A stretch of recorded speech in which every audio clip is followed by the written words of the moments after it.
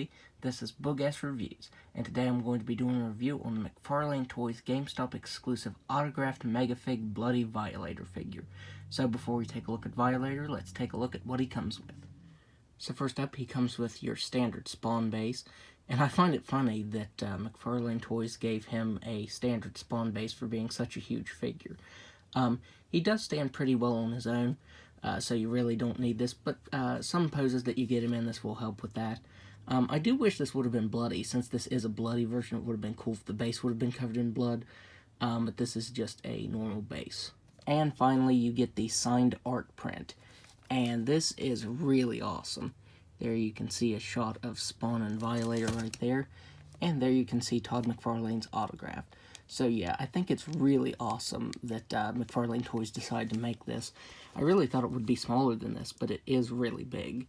The only downside is if you're an inbox collector, this is packed behind the figure, so there's no way to see it unless you open the figure. So now let's go ahead and take a look at Violator's head sculpt. McFarlane Toys did such an awesome job on this head sculpt. It looks great. All of the texturing and paint variation to the skin, all of the spikes and everything. Of course, he's covered in blood. The regular version was just normal, and as I said, this one is covered in blood. The different paint variation on the horns here, and that texturing it has. Just all of the sculpt and paint detail on this is really, really awesome. That blood looks very, very nice. He has a black wash over top of his eyes, and then the black outline. The inside of the mouth is sculpted and painted very nicely. It's done with pink with a glossy red over top of it. Even the roof of his mouth has the sculpt and paint detail to it, so that is really, really awesome. As I said, the texturing and paint detail to the skin is really good. It has some black paint over top of it, bringing out those details very nicely.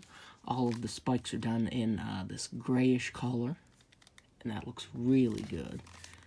On his back, you can see his spine sticking out, but there's no blood on the back of the figure.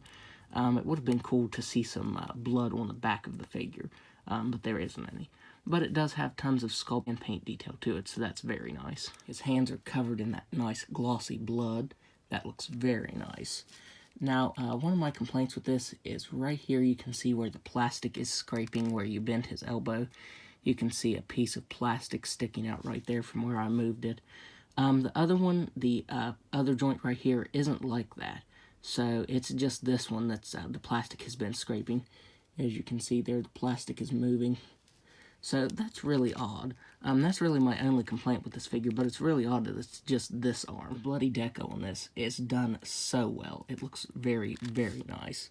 He has really long claws that are sculpted very nicely. They have that continued paint over top of them. You have some more bloody deco on the legs, as well as that textured skin and the spikes. And one thing is, if you move his mouth up like that, there's not a whole lot of blood on his chest or torso. It would have been nice if there would have been some blood all over right here, but they didn't. I mean, it is going to be covered like that, so they could have at least painted some blood right here and here. That would have been really good. And then he even has blood all over his feet. So yeah, this is sculpted and painted really nicely. The original version was nice as is, but this one is my preferred version because it has that really nice blood deco on it. I do think it could have used just a little more blood in some places, but still, overall, I'm very impressed with this figure. So now let's go ahead and go over his articulation. The Violator does have a ball-jointed head, but it doesn't move up at all, and it moves side to side very, very slightly. That joint is really stiff. He has a movable jaw that can close, so I think that's really awesome. You can open and close it. He has ball-jointed shoulders that can move out that far. He has single-jointed elbows that can bend in that far. He has swiveled wrists that can move down all the way and back all the way and can move side to side.